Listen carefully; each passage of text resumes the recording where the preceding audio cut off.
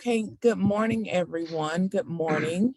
My name is Crystal Davis, and I would like to welcome everyone to our Minority Men's Health Matters February program, where this month our theme will be wellness. We are very grateful for each of you for joining us this morning. We look forward to a very enlightening and engaging program. Again, my name is Crystal Davis, and I represent the Minority Engagement Core of the Emory Alzheimer's Disease Research Center. And I am representing both Dr. Monica Parker and Ms. Cornelia Dorbin, who are our project and program directors. We want to just go over a few quick housekeeping items. We want this program and the programs moving forward to be about you. We want to address the topics that are of importance to you, your families, and your communities. So please send us questions, comments. We want to know how we can improve this program moving forward. Please make sure you utilize the chat and Q&A portions of Zoom. If at any point in time there are any technical difficulties, please put them in the chat in Q&A, and we will be happy to address them. There's also a raising hand feature where we'll stop and address your questions. And we want you to be able to turn on your cameras so that way you can engage with our esteemed panelists. So please don't be hesitant. We want these to be interactive sessions. So please, if you do have a question and don't mind, we will turn on your camera and promote you to a panelist so you can address our panelists with your questions or comments. So with that being said, I would like to introduce our esteemed panelists. We're going to start off with Dr. Cornelius Flowers and Mr. Karon Graves. And then we will move into our additional panelists, Dr. Clint Dye and Mr. Robert Broadwater. So again, we thank you for your time and participation. And Dr. Flowers, please take it away. Hi, I'm Cornelius Flowers. Basically, I'm a cardiologist, and I have some training in primary care as well. And what I hope to do today will be to give you some insight about your health and your wellness. First of all, you will think about what is wellness. If you meet somebody in the street, a friend, you say, how you doing this morning? And people usually say, I'm doing well, or fairly middling, or I'm doing poorly. All that reflect your health. How well are you doing? Now, I'm going to discuss some ways that you can improve your ability to take care of yourself and help yourself stay healthy and well. Now, if you have chronic illness, there's some discussion on how we can help maintain that chronic illness at the state that it is. My first question I like to talk about is, how do you take care of yourself? I mean, we all have homes, we have cars, we get maintenance service, we get oil change, and there's a schedule of things that the manufacturer has printed out in a manual that tells you what should you do. And most of us, we probably leave it in the glove compartment, but many times we tend to try to follow those guidelines because we know that if we follow those guidelines, then we'll get good service from that vehicle. I like to look at our body the same way. Our body has various organs and systems, and if you keep them running good, you will feel well. You will be, quote, healthy, and you will feel well. Now, the first step in health and wellness, just as is if you was going to get an oil change, you should find a place to get it done at. So that will be looking for what we call a provider. Years ago, we used to use the terminology of physician all the time, but now in commonplace, now we are commonly referred to as providers. And the reason for that is primarily there are nurse practitioner as well as physician assistant who can, and many times are your provider. And they are required by Georgia state law to perform certain aspect of your healthcare and physical examination, many times not directly supervised by a physician, but indirectly supervised by a physician. So I will be using that word provider in my discussion. The first step you need to do is to find a provider.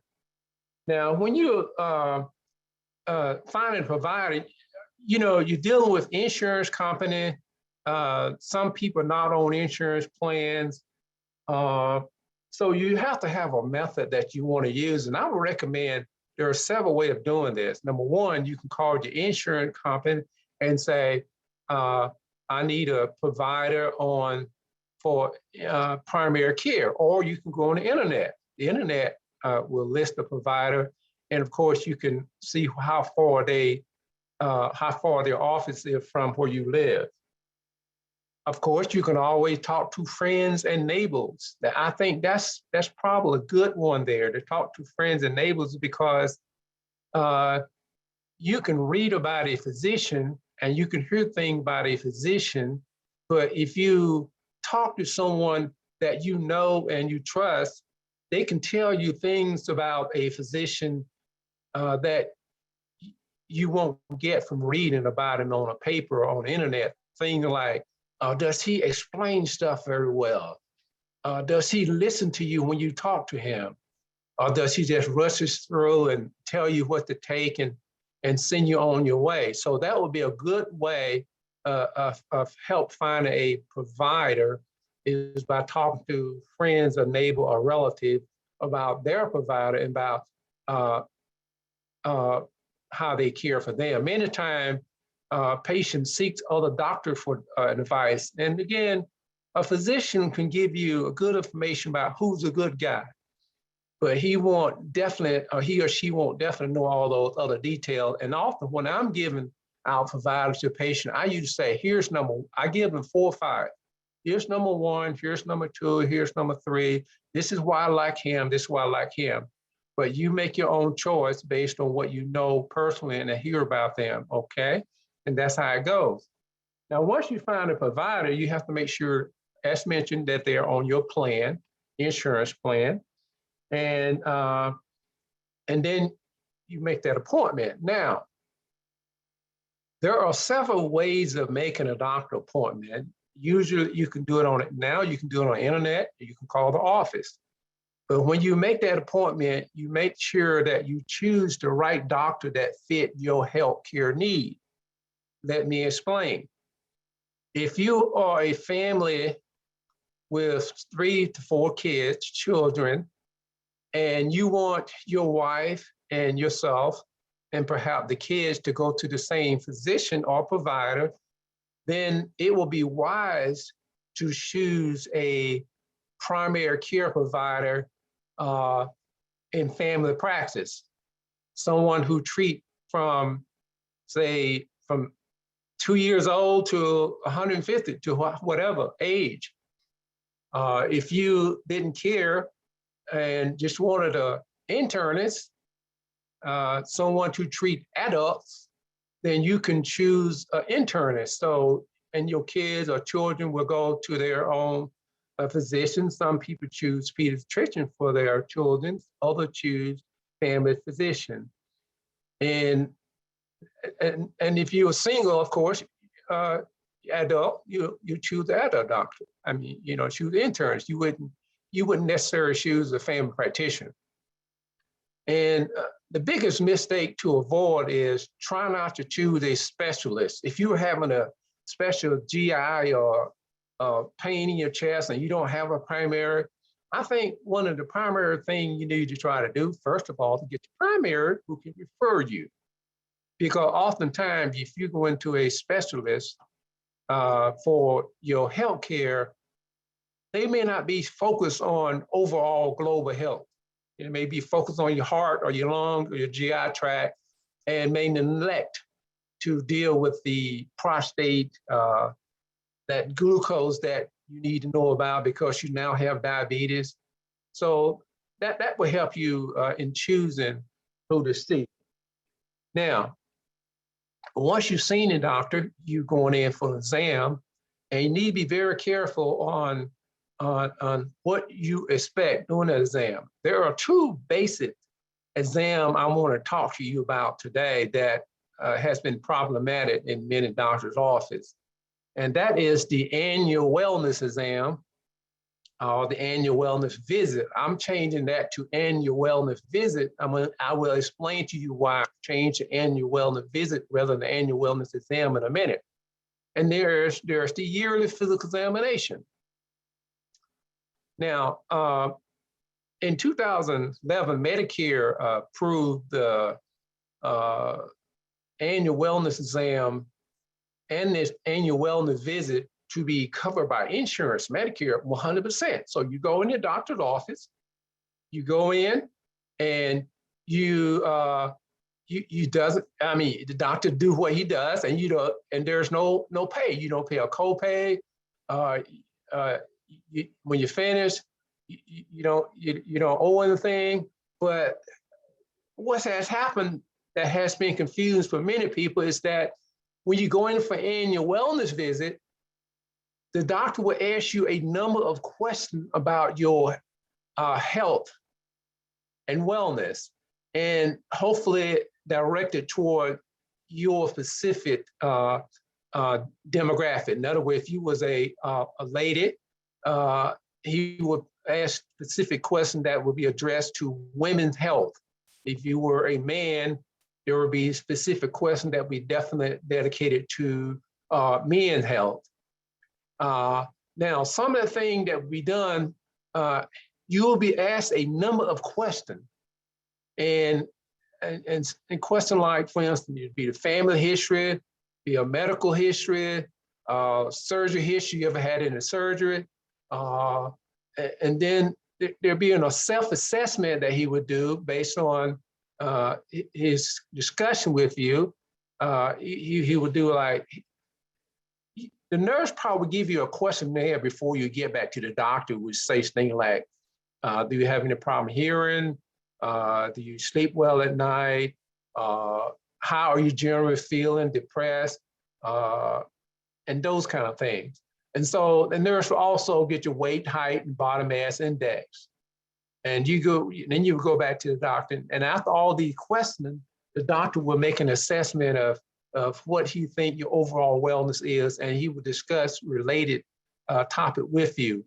If you had problem with obesity, then there'll be some discussion about diet and exercise and the care of that. If you had problem with diabetes, some discussion about that. If you had hearing problem, there will be plan and arrangement made for getting you tested, evaluation.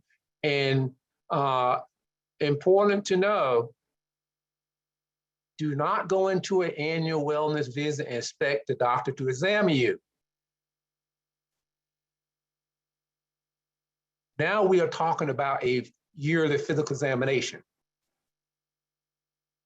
Usually laboratory work and a physical examination where you examine the lungs, heart, and those organs are not covered with an annual wellness visit.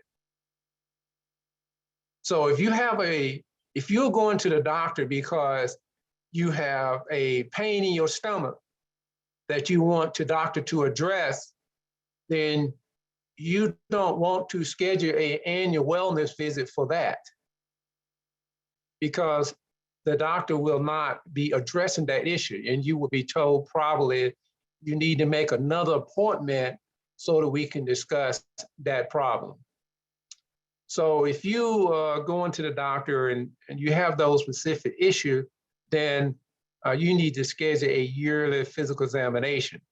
And that exam does cover a head-to-toe examination, and it does cover laboratory work based on your particular insurance plan. I mean, you may have a copay or a co-insurance, and you may have a deductible. So that's the big difference there. Don't go into the doctor office for a annual wellness visit and expect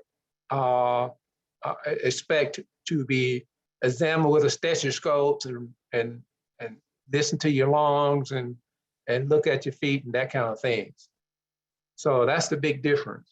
Now, in the sake of time, I'm going to move on quickly here. If there was you in the doctor office now, and he done your assessment, and some of the things that you need to be sure. Now, this is where you are important for this part, because all doctors are not the same, and you do not get the same information from all physicians. When you're going for an evaluation, you need to be aware of what kind of things need to be done to me at my age. If you are 50 years of age, there are certain things that need to be addressed. If you are 60, there are certain things that need to be addressed. Now, one of the things is, I'm going to touch on this later in my discussion, is the bigger thing that I harp on is colorectal screening for cancer. If you are a man and 45 years old or older, and if you're a woman, but today we'll discuss men's health, but you need to be sure that your physician is in tune to the fact that men from the age of 45 to 50, that they need to be screened for colorectal cancer. And there are a number of things that people are doing now. There's this, you can get this colorectal kit from the mail, but that, I think what you need to have is a colonoscopy. And that's something that needs to be explained. And important to know is that your colonoscopy is covered by your insurance. In many instances, there's no copay, there's no deductible. Okay, so that's one thing. The next thing that I really think is important to men is prostate screening. Now, there are a lot of debate about whether you should get the prostate screening at 40, 50, 45. I advise, if you are an African-American man, that you at least have a digital rectal examination. If you're over 30 years of age, you should have that. And there is debate about whether or not you should have a PSA, that is a blood test that pick up specific abnormality that lead to the diagnosis of prostate cancer in many cases. The PSA can be elevated from other things, but most commonly, a prostate infection or prostate cancer is the thing. So the PSA is, it should be done, I believe, at least 35 if you have a family history of prostate cancer. That's where it's important to know your family history. If you're 40, you should have a PSA. Now, there's debate of whether you should have it once a year, once every 2 years, once every 3 years, but I think once, at least at 40, and if you have prostate cancer in your family at 35, and if you have an abnormal value at 40, you may not get a biopsy, but you need to be followed and monitored on a yearly basis. If the value is normal, every 2 years at least. Now, other screening is cardiovascular screening, examination, asking health about your family history of heart disease. If you have sign and symptom of heart disease, perhaps an EKG, checking your blood pressure screening. That should be routine for every single patient that comes in the office. Lung cancer screening, when should you have a chest x-ray? If you are a smoker, it should be done sooner than later. Thing that we are starting to do now that is important is cognitive screening, like Do you have problem remembering things? Uh, uh, a simple task like drawing out a clock and putting the numbers on there and making sure the hands is going the right direction. And also a depression screen, especially during the pandemic here now, we need screening for depression because we have a lot of people who are depressed and they don't really know it. You get caught in a situation where you are caught in a rut, you don't know what, you don't recognize that you're having signs of depression. In the sake of time, I'm going to end this here, and I'm going to talk about some other screening during my discussion coming up later. Okay, great, Dr. Flowers. So we're going to open it up for questions momentarily, but we think this will be a great time for us to have a sample dialogue between a patient and their provider. So we're going to bring Mr. Graves on and we're going to spotlight him for everyone. There you go. And so, Mr. Graves, if you'll unmute yourself, and you will be the patient talking to Dr. Flowers as your medical provider. Mr. Graves. Okay. Well, I have diabetes and I've got some concerns. And I try to take my blood glucose level every day. Dr. Flowers, can you tell me what is a good blood glucose level? Okay, good. That's a very, and also, very, I'm sorry, could you define that for me also? The glucose level what is okay. that? Well, first of all, people usually talk about glucose, and some people say blood sugar. Got sugar in my blood. Of course, we all got sugar in the blood, but that's what they're referring to. The glucose is the medical terminology for sugar, if you will. And a normal glucose depend on the condition that it is obtained. If you have a fasting glucose, that is, if you had an 18-hour fast, overnight fast, then that glucose number would be different from a random glucose number. And I think most laboratory will agree that a normal fasting glucose should be on the average of, let's say, 110 plus amount of 10. That giving you a range from 100 to 120. Now, a random glucose would be higher depending on how long ago you've had a meal or you eating a candy bar. If you ate a candy bar and walked in my office and I check your glucose, it might be 140. Because when you eat a meal and consume glucose, your sugar goes up and your body responds with insulin from the pancreas, which rapidly brings it back down to that steady state normal level. And that's a normal response. And that's the case with diabetes. When it goes up, it doesn't come back down like it's supposed to, it stays up. So that's a good definition of a glucose. Now, we do look at other things to check your diabetes status, that's hemoglobin A1C. Are you familiar with what a hemoglobin A1C is, sir? I am familiar with the term A1C, but if you could sort of go into a little bit more depth, would probably help me out a lot. Okay, well, let me talk about what happens. When you eat food, when you have glucose, when you eat food, most of it, especially carbohydrate, is converted into simple sugar called glucose by the liver. And then it goes into your bloodstream. And that's how you get your energy to do all the activities you need to do. So what happened is you have red blood cells in your body. That's your hematocrit. That's how you check your hematocrit. Red blood cell, that's the blood. The cell part, you get plasma, you have the cell. Now the red blood cell has hemoglobin. That's the main constituent of red blood cell.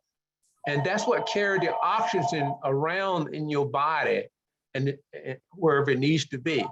Now, what glucose does is it's glycolated. That's the terminology that the scientists gave us. In other words, it binds to that cell and stays on that red blood cell the rest of its life. And the amount of glucose that binds to that red blood cell is depending on how high the glucose level is in your blood. So your red blood cell average life is about 90 days. And so that glucose stays on there for 90 days while there's a steady state free glucose level in your plasma. That glucose stays in there for 90 days. And as you make new cells every day, that glucose from that day binds to the cell. In other words, if you eat a bad diet on day number 12, all those cells you make day number 12 will have a high level of glucose binding to that cell. So if you eat a good diet for the next 20 days, so all those cells that's made for that next 20 days, those cells will have a low level of binding of glucose to those cells. So what a hemoglobin A1C does, it takes an average of how well you did over the last 3 months, how well you ate. A simple way of putting this: if you were trying to average out a baseball player to see how great he was, and the guy come up to the bat, and he came up today, and his batting average was like terrible, real low. You wouldn't necessarily say that's a bad player. He has what you do. There's a batting average that they keep on this player for the whole entire year. And that batting average give you an idea of how good that guy is, not how good or bad he was that one day. And that's what the A1C tell you. A1C tell you how good you have been for the last 3 months with your glucose. Have you been constantly keeping it down, or have you been eating stuff you weren't supposed to, and then on the week before the doctor visit, eating stuff that you're supposed to? So it's an average of how well have you done. A normal A1C, usually, we want to keep it down between 5 and 6 at least. And in fact, A1C is a very important test in diagnosing diabetes. In fact, the diagnosis of diabetes can be made if your A1C is 7 or greater. And I know we talked about pre-diabetes last month, and someone had asked about pre-diabetes, and it seemed like, what's pre-diabetes? Well, if you have an A1C of, say, 6, you're pre-diabetic. In other words, you're above the normal range, but you don't have diabetes yet. You take your blood sugar is 110, but the A1C is 6.2. What does that mean? That means you are pre-diabetic. That means you have a risk of having all those cardiovascular disease and processes and nephropathy, that's kidney problem, and numbness in your feet that the guy with diabetes have, but it's not as great a chance. And that you probably will one day end up being a diabetic unless you do something to prevent it. So that's important from there. Okay, one other question is, all right, since the A1C is an average over the past 90 days, I go to my doctor and maybe my A1C was 7.2. Okay. And then over the next 90 days, go back and my A1C is 6.2. Right. So at what point does the doctor act as far as medication or whatever, as far as my treatment to keep me in line? Okay, that's a very important question, Mr. Graves. And I think what will happen is you go into your doctor, your A1C was, you said 7 and then came back at 6.2. Right. I think I would say Mr. Graves, you're doing better with your diabetes. I see your A1C is down 1 percentage point from 7.2 to 6.2, but we want to get it down a little lower. And we have two alternatives. Well, actually, there's several alternatives. One is we can adjust your medication, but I want that to be my last choice. I think our first choice would be, tell me about your diet. Are you doing pretty good with your diabetic diet, or do you understand what you should be eating? If not, I can give you some information, or perhaps I can refer you to a dietitian who can give you some better understanding of your diet. In addition to that, sir, are you exercising or walking any during the day? We recommend that my patient, I recommend that they at least walk at least 30 minutes for at least four times a week.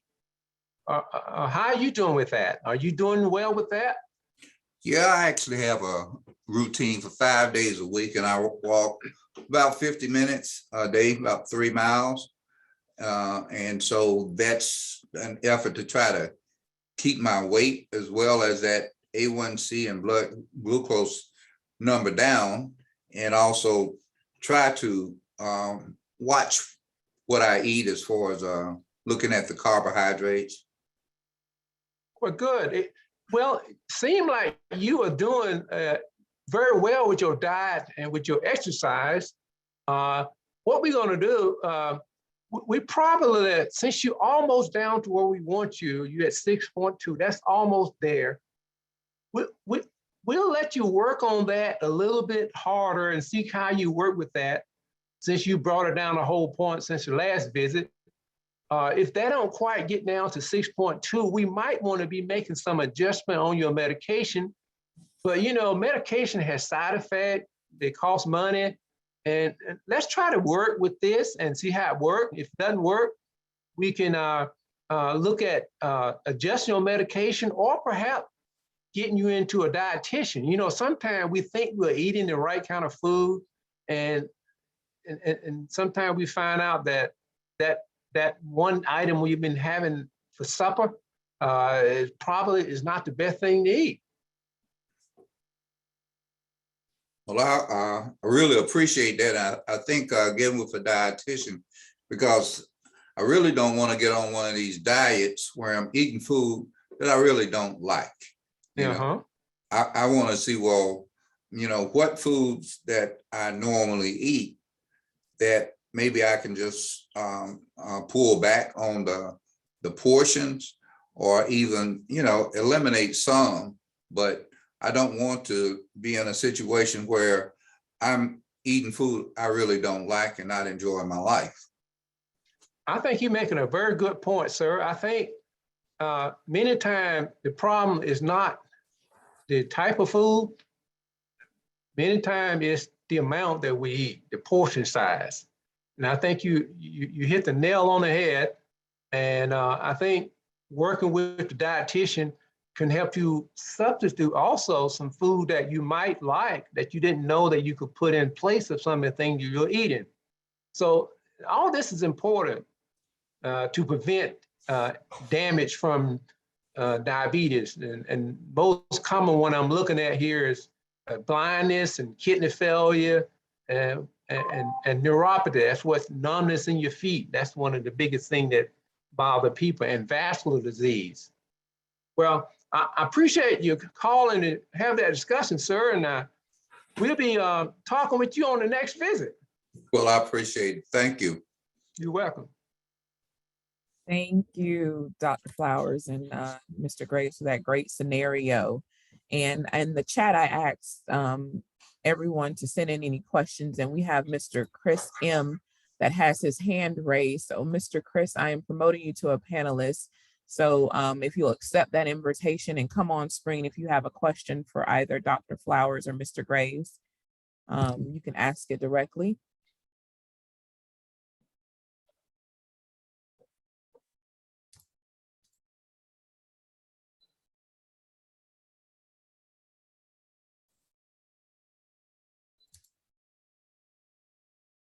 Let's see. or if you're having trouble, Mr. Chris, you can send your question through the chat. Or if anyone has a question at this point before we move on, please raise your hand or send them through the chat.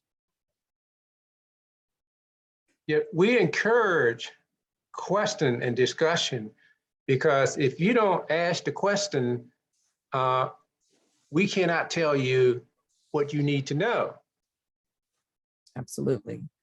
Absolutely. And while we wait on some of the questions to come in, Mr. Graves, in that scenario, can you tell us a little bit more about why that was important to you to have a provider show from a patient perspective? You're going to kind of get into that in your overview, but why was that important for you to convey that interaction? Well, it's because, and this is my actual situation, is not just an interaction. I had some experiences with primary care physician that I didn't feel that I was getting the attention that I needed. So I changed because I am concerned about my health, but I'm also concerned if I have something that you really don't see, as far as you can see what my A1C and my cholesterol, but if I have a pain, and I was glad that Dr. Flowers brought that out, because I actually had a situation where I did have a pain and I put it off to seeing the doctor until the wellness visit. And that's when I brought it up. But it didn't appear that the doctor was concerned about my pain. But he also did not verbalize the fact that I needed to make another appointment, because it was a different type of appointment. And so I'm glad he brought that out, and more physicians should bring out the fact that there are two different kinds of that acute appointment and the wellness visit. So that helped me to understand that. But as far as, this is my actual situation as far as the my A1C is concerned, because I went from a 6.2 to a 7.5, but the conversation that I was expecting from my primary care physician was that what Dr. Flowers was saying, well, let's try to treat this with diet and exercise, but they initially just right away wanted to put me on medication. And then I had to bring out the point that, well, I want to try to deal with it with diet and exercise.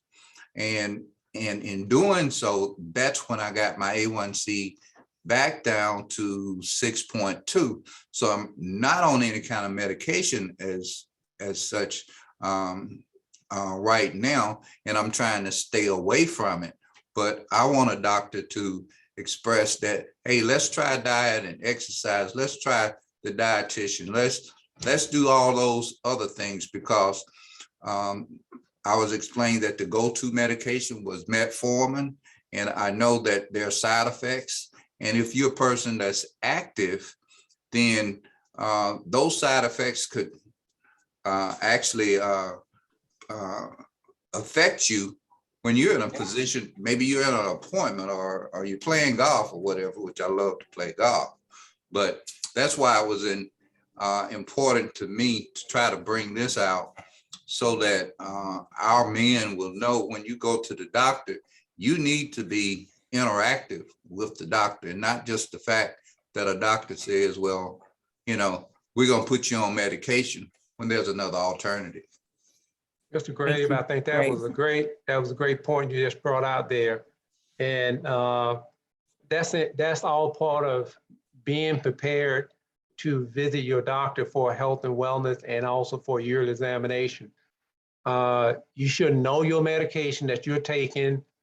Bring a list of questioning if you have a list of questioning. If you have a doctor who don't want to listen to your list of questions, and then it's time to you to start looking for another doctor, and find someone who can listen and who is willing to listen, because you remember now, if you come to me as an appointment, you are coming to me as a professional. I'm a professional. You come to me as a patient, and you are saying, look, doctor, I have this problem that I want you to help me with.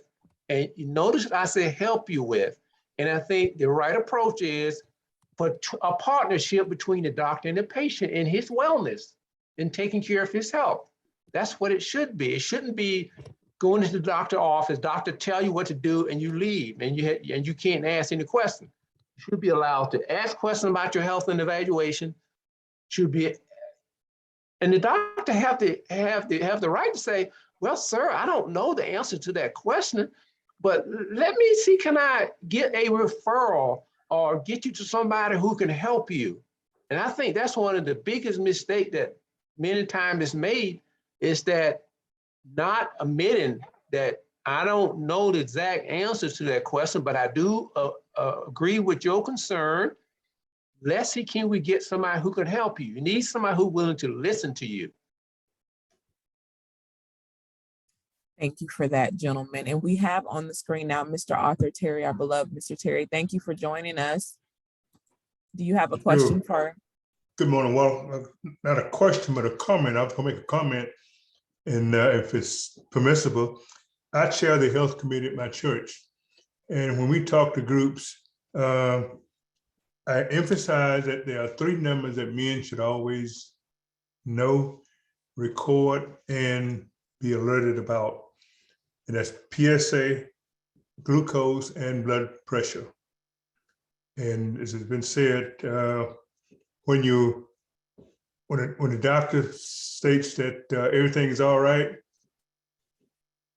have a question to know what all right means, because what is all right for one person may not be all right for the next person. And it may not tell the patient exactly what all right means. So these are some comments that I had. And I like the questions that were asked about blood sugar and diabetes, because a lot of times we ignore, or we may tell the doctor that we're eating like we're supposed to, but not aware that the doctor can do that glucose test, do the A1C, and find out what's going on. I think that was very, very important contribution, sir, that you have there. And that's a good point. I've heard doctor tell people, man, you are healthy as a horse. I mean, okay, now I don't want to be as healthy as a horse. You tell me what you found wrong with me and explain it to me so I can understand it, and we make a treatment plan. And I do agree with that. That was a good point you brought up there. And one other thing, record those numbers, especially PSA, because if you're high risk and you get it done twice a year, you need to be able to refer back to the previous one and see if you're making progress or if anything is changing. You're exactly right. And I actually keep a record on my phone under my notes for my my medication and my doctor's visit, and put a date by the A1C, my blood pressure, my average blood pressure, and those are things that I actually keep it on my phone so I can refer back to. And I keep a list of my medications on my phone. So when I go to the doctor, whatever doctor, and they ask for the medications, I can pull up my notes and show it to them. Okay. Any other question out there? I know there are some. Don't be bashful. Yes. We have a question in the chat. Okay. From Mr. Atkinson. He says, does diabetes and prediabetes have an impact on men's chances of acquiring dementia or Alzheimer's disease? Yes, the answer to that question is yes, and let me explain. Last month we talked about prediabetes. People, when they hear about prediabetes, many people don't feel like they have anything wrong with them. They just have a chance to having diabetes. But I presented data on last month that shows that there was at least twice the chance of having heart failure and heart disease in pre-diabetic as it was in a person who did not ever have diabetes. Now, what diabetes does, diabetes is very important as a contributing factor to diminished cognitive function or Alzheimer's. I don't want to use the word as Alzheimer's disease, and because that word, a lot of time we use that word, Alzheimer's disease and dementia. Alzheimer's implicates some type of abnormality, either hereditary or organic, that cause the memory loss. I like to use the word dementia because most dementia is what we call vascular dementia, and that's where the diabetes become important. Vascular dementia. Let me explain what vascular dementia. Okay, we have blood vessels that goes all over our body, like to our arms, legs, heart, kidneys, and they're all over the place.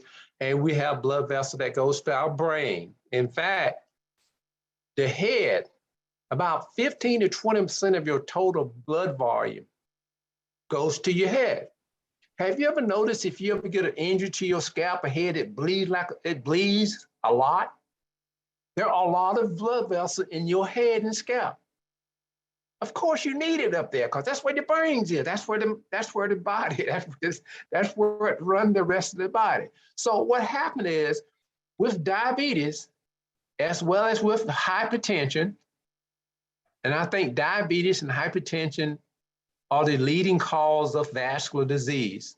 And what happened? The internal lining of the blood vessel become what we call atherosclerotic, cholesterol deposit, or blood pressure, diabetes, and cholesterol damage the internal lining of blood vessels. And those blood vessels, as they are damaged, they become smaller because the lumen of the vessel is smaller. So therefore, less blood flows through those vessels. And less blood is going to your head, less blood is going to your brain. And you have small vessels in your brain that sometimes get completely plugged up. And that's called microvascular disease, referring to small vessels. And that microvascular disease can lead to cognitive dysfunction, loss of body function, loss of memory, can't think of things, can't ration things. And that's probably the biggest cause of dementia is vascular dementia. And there is some information that we've talked about as physicians about people having many strokes. You know about strokes, big stroke. We all know about stroke where you're paralyzed on one side. And then there's that little stroke, what we call a TIA, which stands for transient ischemia attack, where you just have a small little bit of stroke where maybe a little clot or something got in the vessel, and then it sort of move on downstream, and so everything came back to normal. But there's beliefs that people, as they age, their small vessel has internal damage, and there is some little memory loss. There's some little dysfunction of the brains. It's, just a tiny bit, not enough to pick up on a daily basis, but over a period of time, it adds up.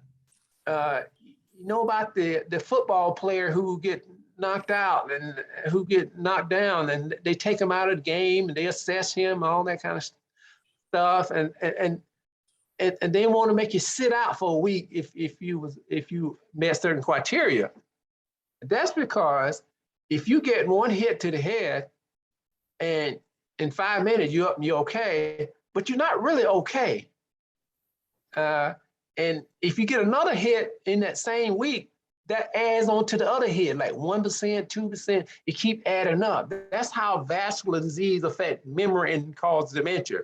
And all that poor control diabetes, poor control high blood pressure, poor control cholesterol, all that stuff start eating away at the artery, start narrowing the artery, and you develop dementia. You have cognitive dysfunction. Thank you, Dr. Flowers. And now we're joined by Mr. Barrington Riley. Good morning, Mr. Riley. Well, good morning. Good morning, Dr. Flowers. How you doing today? I am doing good. I remember the first meeting we had we had a conversation about a problem. Well, it wasn't part of it was a problem, but now I went to Emory, and my first, what would you say, group meeting was on Tuesday. And it's a program. It's called MCI. I don't know if you know anything about it, but it's a cognitive CEP, Cognitive Empowerment Program. yes. Yes. Okay. Thank you. You're So welcome. I went, and the meeting was very good, but most of what I was concerned about, and I thought that was the meeting was going to be about, was how these things, how does it occur, and what can you do to either fix it or get rid of it, or how do you go about taking care of it? Of cognitive dysfunction, cognitive impairment? Well, I something like that, but in my case, I'm not feeling having any problem in that what it represents. Okay, well, let me, have you ever noticed that that your grandkids and little kids, they pick up on stuff real fast and real quick? Yes. Well, that's because their brains have plenty of blood flowing through it, and it doesn't have a lot of junk stored in it. And I always look at it like when you send your kid off to college. And I know when I went to college, they gave me a foot locker. You know, that big old thing, you got a lock on, you put all your clothes in and everything. And I always look at that. I always try to explain to my patient, like, assume that was your brain, okay? And if you put one item in there and got to school, and you put one item in there and you open it up, you can find that right away, just like that, because it's there, and there's nothing hiding it. But if you had 10 or 20 things in there and had it all packed up and didn't have it organized, and it'll take you a minute or two to find it. So many times when people have cognitive dysfunction and early sign of dementia, sometimes they can eventually figure stuff out, but it doesn't come too quick. And this is something that happens with all of us as we get older. Our brain, just like everything else, as we get older, our brain become older and does not function quite as well. And I'm quite sure you can see on TV where they got something called Prevagen. There's all these little chemicals. They say this helps your brain to work better and to tune up all that stuff. I don't know whether all that stuff work or not, but there is it's become recognized that if we get older, our brain function is impaired some, and a lot of time it's because of what someone asked earlier about, I think it was Mr. Terry, about having dementia and diabetes. And your body is all the things that you are exposed to as a man growing up, getting older: diabetes, high blood sugar, high cholesterol, maybe some chemical in the air, pollution. All those things begin to wear and tear our body. They affect our heart, our lungs. You get a lung impairment. You don't have good breathing capacity. They also affect your brain, your eyesight. All those things start to eat on us as we get older. And how can you reverse some of that, you say? Well, you may not be able to reverse. I mean, there are some medication that the neurologists give people with memory and cognitive dysfunction, and many times it makes them function a lot better and remain stable for a time, but it never cures it. okay? And over time, though, medication become not as effective because the process is further progressing and the medication doesn't work as well anymore. That's the way, that's the system, that's the natural history of the process. But besides that, there are things that we can do as seniors to delay the onset of these kind of things. For instance, I encourage my patient to read every day. Read the newspaper, read the date. Today is January the 5th, 2021, and keep up with current events and be active. A healthy lifestyle, eating healthy diet, not a lot of sugar, a lot of fruits and vegetables that has all the vitamins and minerals that help our body to function better. That seems to delay the onset of some of this stuff. And I tell people when patient asks me about curing for disease, certain illness, I tell them it's just like life itself. We're born into this world and eventually we're going to leave this world, but what we are trying to do while we are here, we're trying to get more quality out of our life while we're here. We're trying to get better quality out of life. We try to get a little more year. We're trying to add years to it. We're trying to live longer and trying to add quality. And I talked to some of my smokers. It's amazing how people think. Some of my smokers think they'd rather smoke their pack a day and die 10 years earlier than not smoke and live 10 years longer. Because they said that quality of life that cigarette gives me, it's worth it. I mean, everybody got to make their decision, but those are some of the things you can do to delay that on top of taking medication. Was that all your questions, Mr.? Was that all your questions before we? Were all your questions addressed, Mr. Riley? Yes, ma'am, I appreciate it. And so that means then in another case, then is not something that I should worry about. What, memory? Yes, or what can it do? Can it cause? Okay, no, you should not worry about it. Okay. But hold on a second. But you should be concerned. It's a different. Worrying creates stress and anxiety, which make those situations worse. You should be concerned. I can tell you are concerned because you are here today. You need to be concerned enough to go out and try to go to meetings, talk to your doctor, get help, find out how can I be healthier, good living, health and wellness. That's what we are talking about. How to improve my health and wellness so I can function better those extra 10 years and have fun with my grandkids and great grandkids. So I understand, so they won't be wondering what I'm saying and I'm wondering what they are saying. That's not worrying about it. That means have a concern, not to worry. And a concern basically means don't get all stressed out about something you cannot control. Where if you're worried, you will get more stressed out about something you can't control and your situation may deteriorate. So be concerned enough to be educated and to do something if you can. Well, thank you very much, Dr. Flowers. I appreciate it.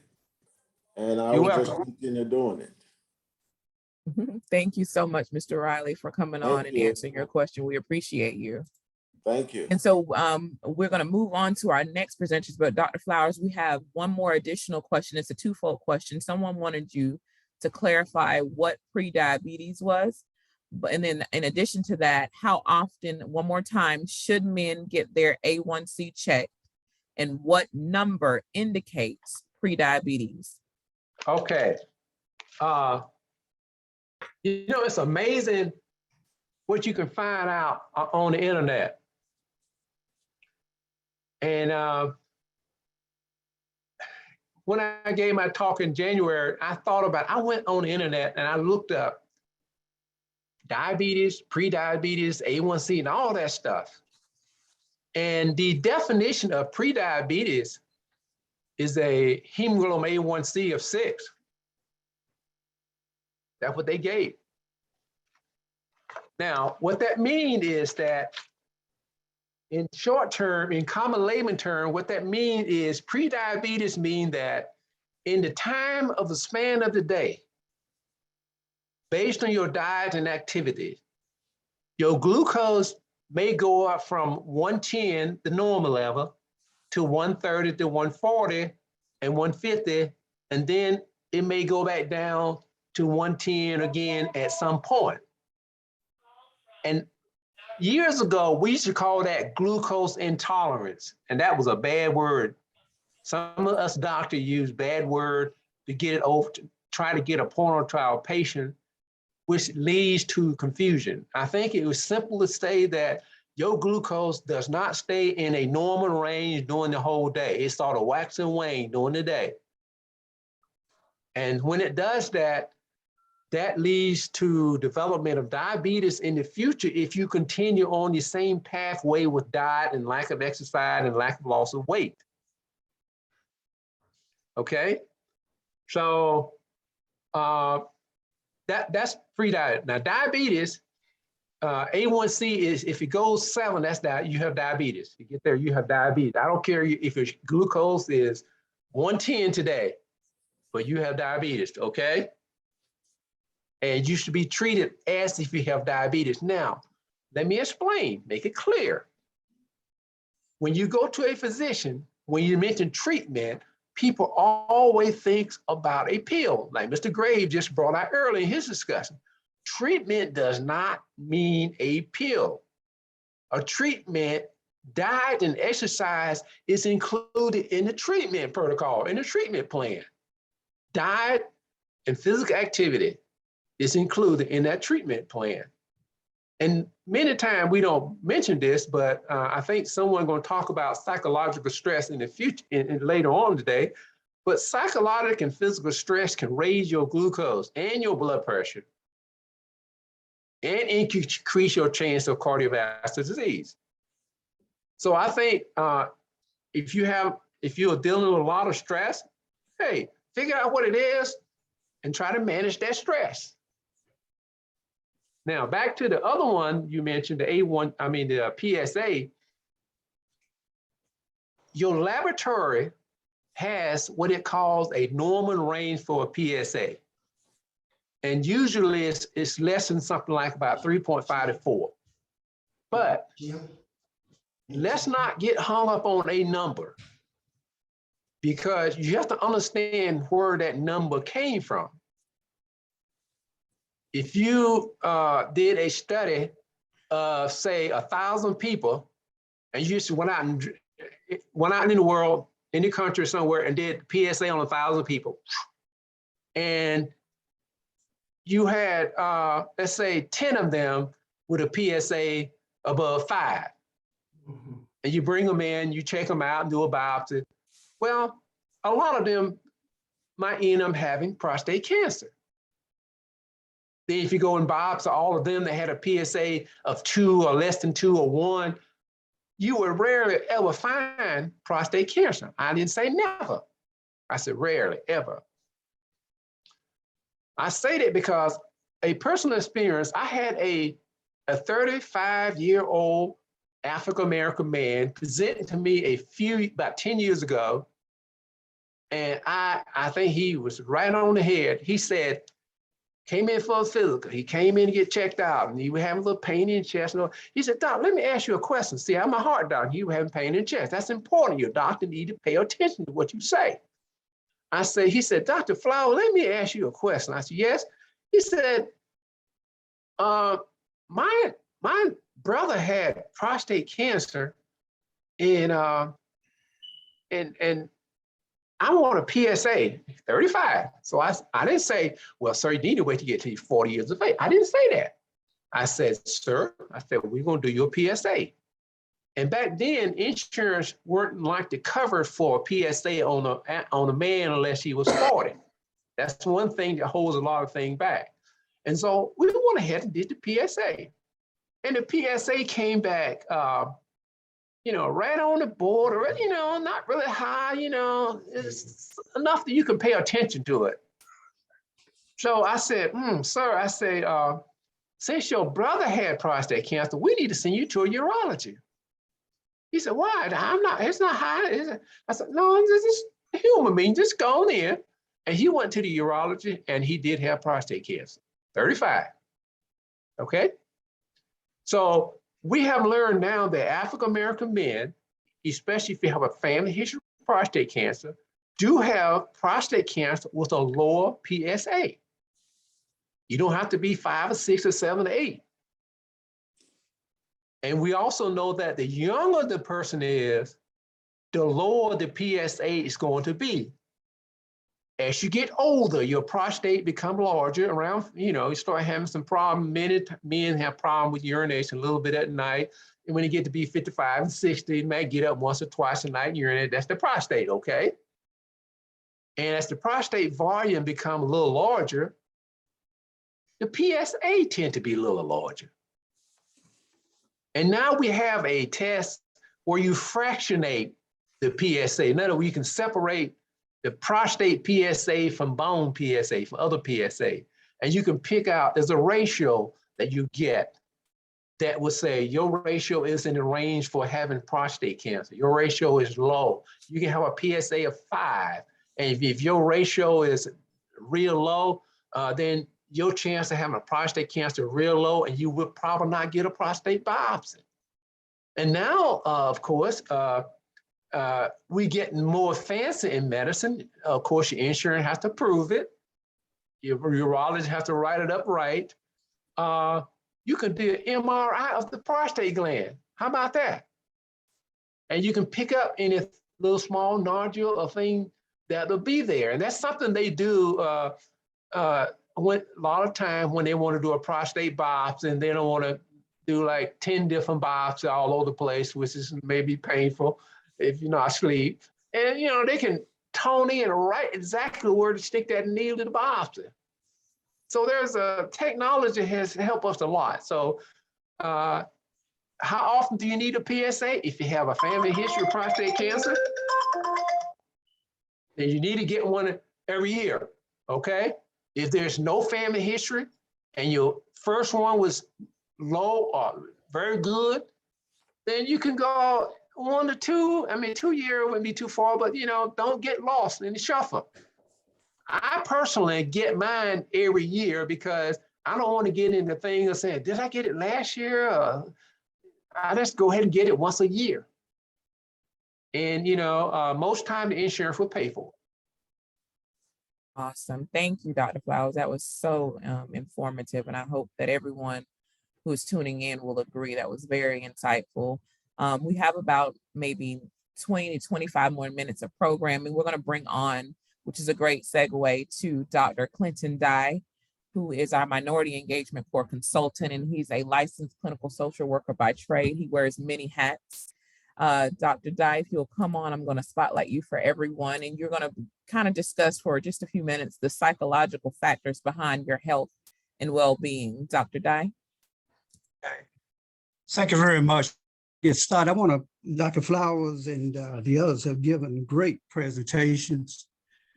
One of the things I want to point out that Dr. Flowers said in one of his other presentations, and we don't want to miss that this time as well. This kind of goes to what Mr. Terry and Graves, as well as Art Terry, Barrington Riley, and others said about keeping a record of your scores and et cetera. Dr. Flowers had mentioned the value of the patient portals. And I think I'm on target with this, Cornelius, that a lot of the information that we get when we go to the doctors, copies of that information can be found on your patient portal, like copies of your lab reports, as an example. And if you keep those copies, you can compare from time to time exactly what progress you made and where things have changed.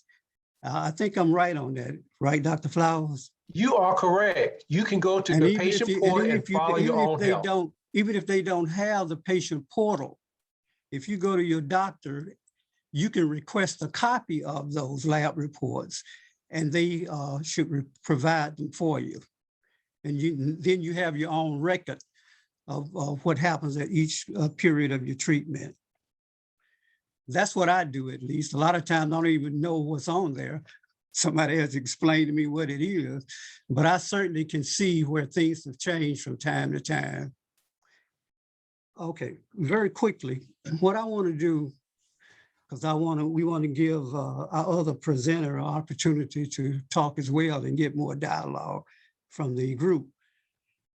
Rather than talk about, draw attention rather to the issue about psychological, the psychological factors behind health and well-being, I want to approach it from the point of view of just saying that rather than just psychological, we want to really deal with the psychosocial factors as social determinants that should be considered when you're talking about your health. Here, we're not really talking about anything new. We've heard a lot. You know, the healthcare systems now are becoming very concerned and paying additional attention to social factors such as the accessibility to stable housing, what's going on in the criminal elements in terms of families, the transportation system. Dr. Flowers has talked a lot this morning about our diet in terms of nutritious food. Well, we know now, and we learned even more about the impact of that during the pandemic, about how your neighborhood, where you live, what's available in terms of resources, in terms of grocery stores, in terms of a lot of those other things, employment rates, the availability of employment, all of those factors should be a part of the consideration when you think about your health. You know, having accessible transportation to be able to get to the doctor's office, very important. Having a job, lack the availability of knowing what to do with careers once you retire, these kinds of things. All of these things create certain stress factors that can begin to weigh on you if you're worried about that and worried about how you're going to be able to go forward if you're able to go forward. So what we're saying here is that those social determinants play an important part in how you are able to deal with or even contemplate how you might be able to handle some of the problems you're having with your health. Dr. Flowers very astutely identified a while ago that, you know, we know that psychiatric illnesses or behavioral issues, problems that we're having, put us more at risk for not only dementia, but diabetes and cardiac problems and et cetera. So it's very important that we see those factors as being very much a part of our, quote, treatment plans and prevention plans as we move forward with our health conditions. I can recall now when we all knew that the pandemic had in terms of the economic impact, had disproportionate kinds of impacts on groups of color, primarily because we were the ones that in many instances, even if we weren't the last hired, we were hired into jobs that paid less, the jobs that would put us more vulnerable to the kinds of situations we're having with the virus and everything else that we have to worry about. All of these are factors that have to be considered when we think about the health of communities of color. So it's not just a matter of having a light rail in your community for the sake of transportation. That also becomes a health factor for you because it also isolates you or reduces the accessibility you might have to the resources you need in order to be able to deal with your health. So we need to be more of strong advocates for having those kind of resources in our community. We need to be more cognizant of the fact that in many situations, we're not able to get the same kind of health coverage for a number of reasons. We can't get the type of safe and affordable housing for a number of reasons.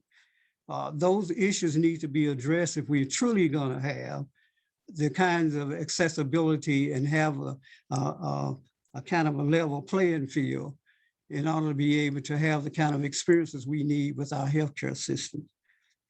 Yes, it's important what happens once we get in. Dr. Flowers is a great example of what can happen if we have the right physician.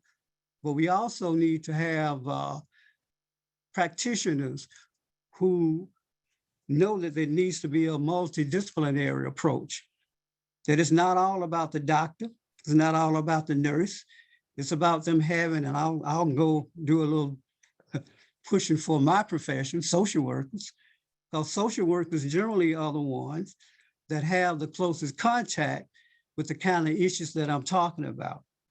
Social workers are a lot easier to talk to about those issues than sometimes our physicians are, or even our nurses. The nurses are so, showered down with all the responsibilities they have in that system in terms of assistant physicians, that they don't have the time, or in many cases, not being disrespectful, the expertise to deal with some of those social issues. So you need to have a team approach and a team-based practice, whether it's in the same place with the same folk, but putting that kind of coalition together when you look for the type of healthcare that you want to have and the kind of experiences you want to have in those systems. That's always very important. It's something that we all need to recognize.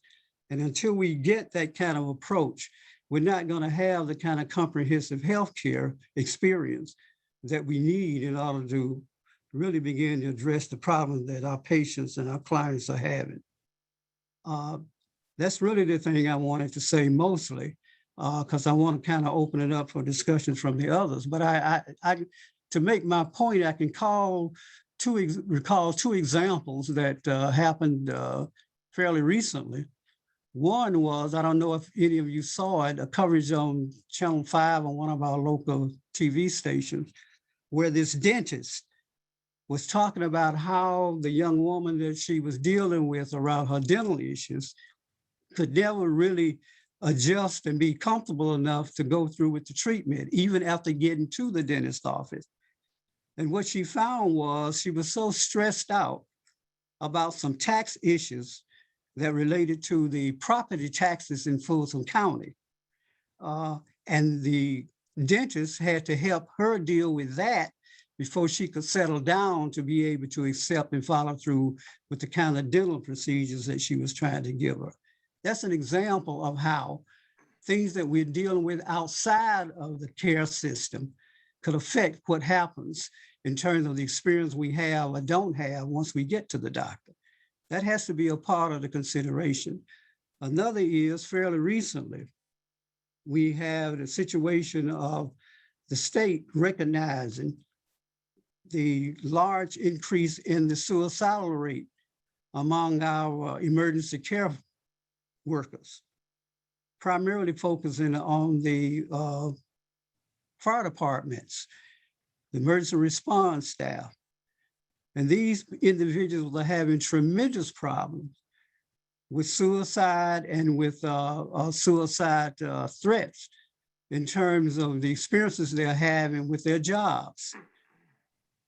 That has to be a part of the mix when you're really talking about the experiences that people are going to have once you are able to even get them to the doctor or deal with them in order that things don't happen before they're able to get that help. So there has to be a balance. There has to be a balance of dealing with the psychosocial issues that create the kind of social determinants that cause people to have or not have the kind of experience they need to have with their healthcare system. These are the kinds of things I'm talking about. It's very important that that be done. It's very important that we know that those are the kinds of things that impact family systems, and we all live in family systems. So that has to be done in order for us to be able to have the kind of experiences we need to have. Okay. So I want to open that up. If people have comments on it or clarification on what we're talking about, when I say it has to be a comprehensive multidisciplinary approach to our healthcare concerns. Okay. Excellent presentation, Dr. Dye. Thank you so much. I thought your examples were so relevant and needed. So thank you very much. And please, if you have questions for Dr. Dye and or comments, please send them through the chat or Q&A function. And Crystal, if I can, let me add one other thing too about social determinants. And we've talked about this several times. Dr. Parker has talked about it, Dr. Flowers has. I think that also means that we need to redefine and reposition our orientation toward research. Because as far as I'm concerned, the availability and participation and willingness to participate in research can also be seen as a social determinant, because it has a lot of impact on the experiences we are having and what outcomes we would hope to have at some point, not only for ourselves, but for those we love. So we cannot fail to stress each time the fact that research is important and participation in research is important, not only from the perspective of what's going on with what we know about the studies at Emory or other places, but it's vital to our health because it gives opportunities for us to kind of have the experiences and the information that we need to move forward. So I couldn't stop without also emphasizing again why we stress so much research. Thank you. Thank you, Dr. Dye. And we have Mr. Chris would like to provide his perspective on camera. We would definitely love for you to come on, Mr. Chris. You have to accept there we go. Let's see. All righty, let me spotlight you here. Am I Hi, on? Mr. Chris. Yes, good afternoon. Good afternoon. How are you all? Wonderful. How are you? The floor is yours. Doing great. Thank you so much for this opportunity to speak. Definitely came on here for exactly what I was looking for. I'm in the mental health field myself, and the first conversation that we had with Dr. Flowers about the medical aspect was just so profound in regards to men's health. Even for myself being a Black man, understanding the necessity of understanding your medical history.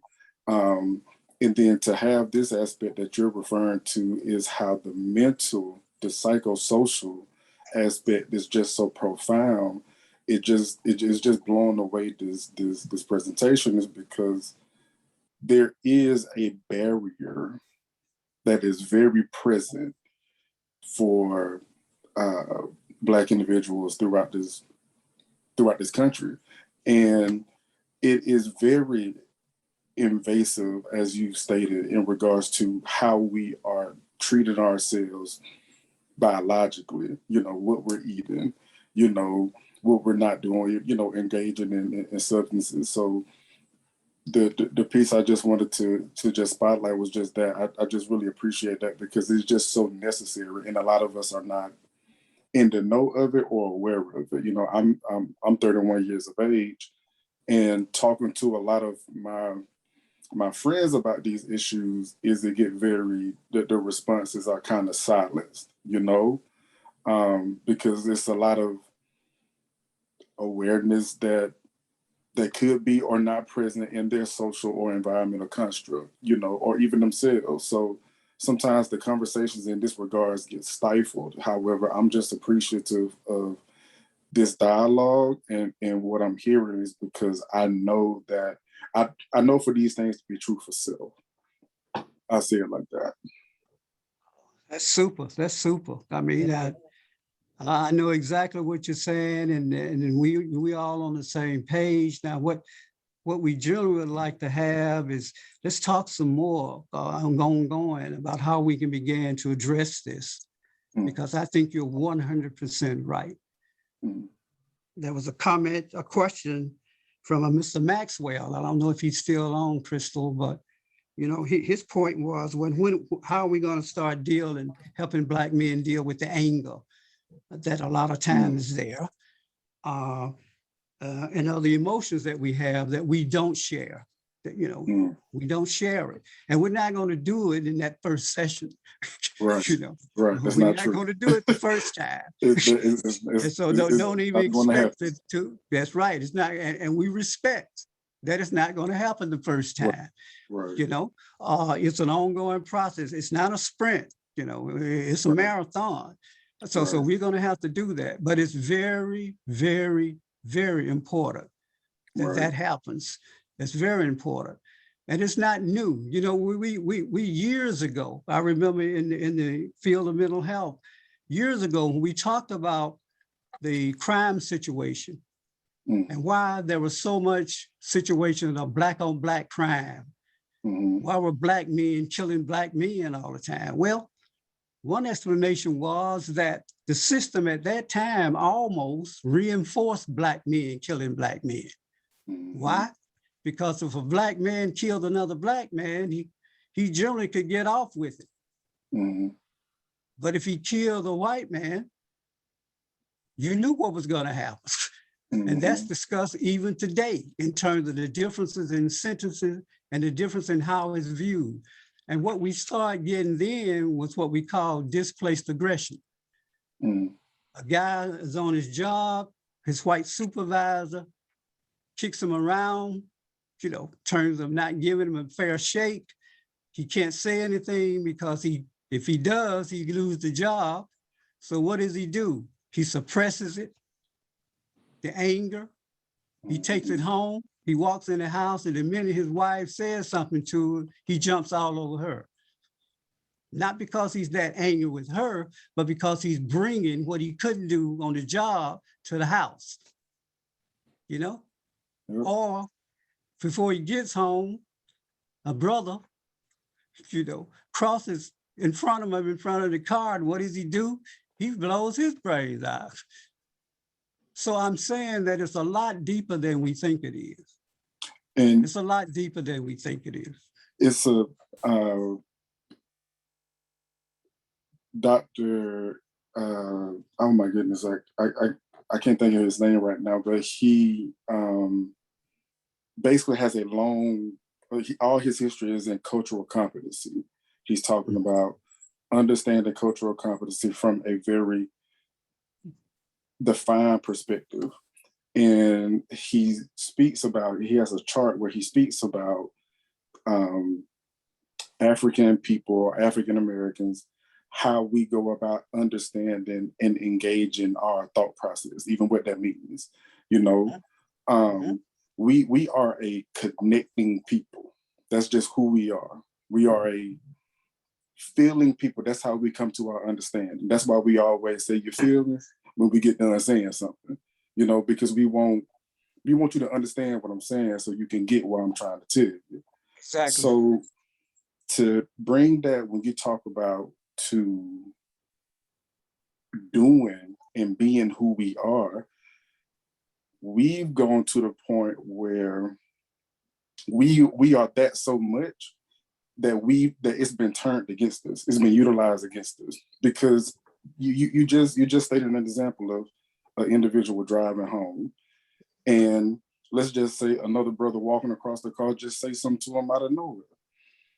We are such a understood or wanted to be understanding and wanted to be understood people that I ain't gonna have everybody around here looking at me like I'm something and having you walking off thinking that you somebody else. You something that you ain't. So I'm gonna hop out this car and I'm gonna take care of the situation.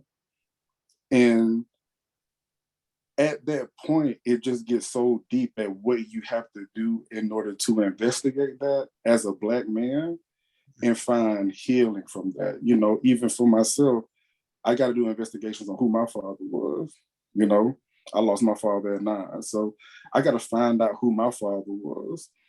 Yeah. Then I got to understand who his father was. Then so when you understand all these compacts, all these generational traumas, you got to be able to understand it and address it so you can make difference. And that's a very challenging thing to do. Well, Chris, look, with your permission, I want you to be sure Crystal has your contact information. Because I think that you're on to it. I think that we need to follow up, okay? Mm. And I'm giving you the invitation that you and I are going to follow up, you know, in terms of how all of what we've talked about shapes our experience with our healthcare system, okay? So be sure that Crystal has that information, and now don't think I'm not. Okay. I'm gonna follow up with you, and we're gonna see exactly where we're gonna go with that. Okay. Sounds like a plan to me. Okay. Thank Love you, you. brother. And Love you. we appreciate you, Mr. Chris, for joining us and coming on in dialogue. And if you'll please send me your contact information in the chat, I'll make sure to give it to Dr. Dye.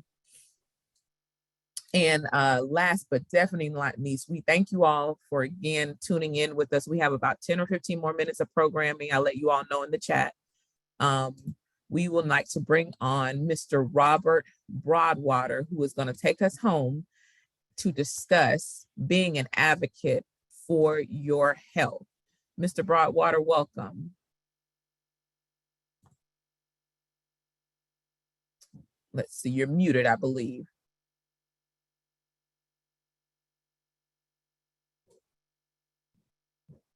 All right. There we How's go. everyone? Okay.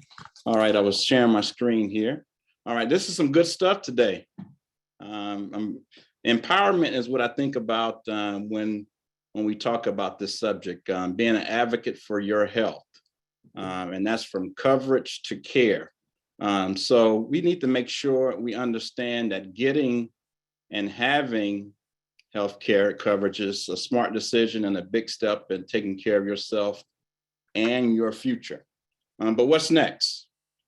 What do you do now? What is your responsibility? And you've heard today that this is a team approach. So you are part of your health care team, and that you need to understand that. So there is some patient responsibility. And we need to understand how to make the most of our coverage. My wife and I have a psychiatric and coaching practice, and I talk to most of the patients first and verifying the benefits. And you would be surprised that most people do not understand their policy and their plan. The only thing they know is what is their copay. So we need to understand that one of the biggest things that we gain from the Obamacare or affordable health care, that there is no annual limits on what the healthcare policies will spend on you once you're in that plan. You understand that? So make sure that you're making the most of your coverage. All right. So being an advocate for your health is understanding your policy, like I talked about. Finding and choosing the right provider. Choosing a provider is the most important decision you will make in this process. Many to choose from, but not everyone is right for you. You want the provider that's going to be right for you. And that may take you getting names of providers in your plan network, asking around, word of mouth, getting reviews. You can get that access online through friends, through church members, but you need to ask around that's going to be a good fit for you. Once you narrow down your choices, you're going to call with questions. And then this next step is one of my favorites. You got to test them out, just like we do with most things. We got to test things out. It may take more than one visit to know if they are right for you. All right. And then a provider you feel comfortable with means you will be more likely to visit when you need to. So we do not want to be with someone that's not a good match. And that's in friendships, any type of relationship, marriage. You do not want to be with someone that's not a good match. All right. And the next, providing and preparing for the first visit, understanding healthcare terms and how to live a long and healthy life. This is what being an advocate for your health is. We're going to give you some resources, also of a list of access points and contact. Ms. Davis, are we going to send that out to everyone? Yes, we will. We will send out everything that Mr. Broadwater is about to discuss. We will send it in an email to everyone. All right, let me get to this next slide here. I think if you go to the bottom left corner of your presentation, there should be an arrow. Other side. The other side here. Yes, sir. There we Oh, go. there it is. Thank you. You're welcome. All right, and this is the access points for primary care doc referrals. So we have the Emory network here for the Emory Family Medicine, Geriatric and Primary Care. This is the number that you contact. And we have Grady Primary Care Centers. And then we have a Community Good Samaritan Healthcare Center phone number and the Piedmont for Seniors. So make sure that you are active and engaged in this process because you are the team leader. Believe it or not, again, you are the team leader. And then you are bringing in everyone that you need as a support. So make sure that you understand your role in this. Empowerment. After we've heard all of this today, we want to make sure that we are empowered to make the best decisions for our healthcare. I'm a life coach and professional development coach. And most of the things that I deal with helping people is getting to understand how to get to that next step. And we talk about empowerment. So make sure you understand that. I'm going to open up for any questions or comments.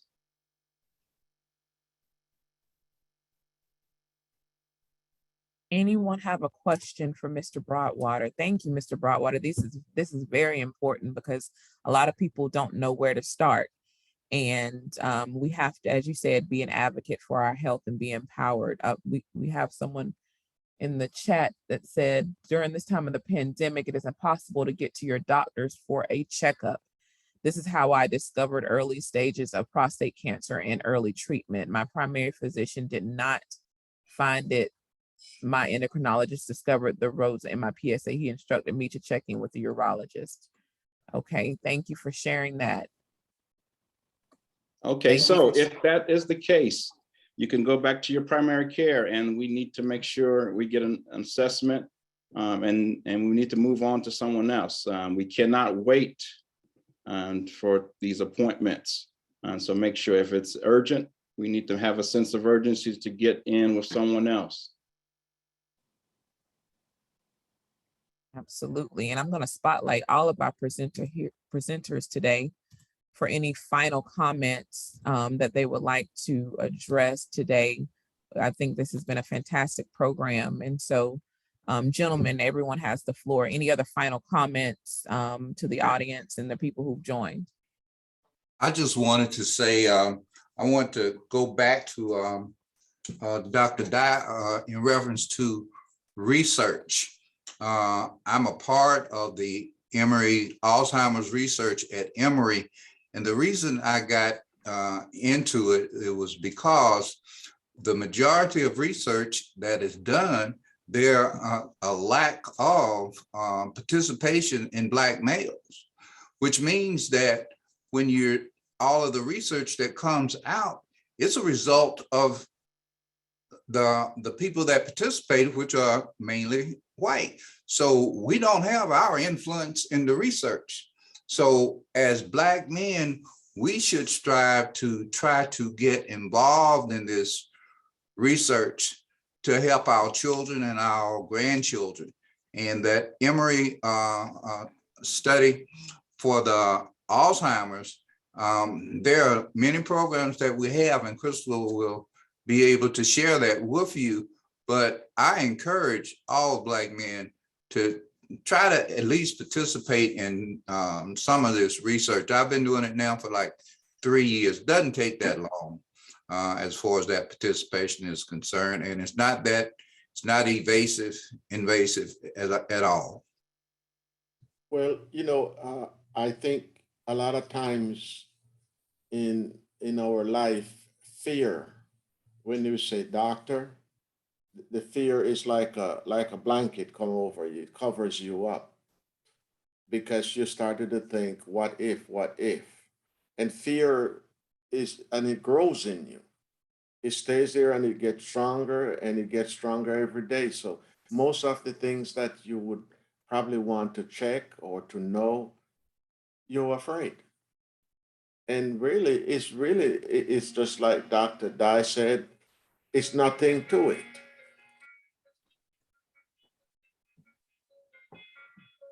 I would like to say, I think this was a very informative discussion here today. And I think when you think of health and wellness, I don't want you to just think about going to the doctor when you got a cut on your feet or when you've had a bad cough. And I want to look at health and wellness as a comprehensive approach to well-being, which include the physical, social, psychological, mental health, because they all affect each other.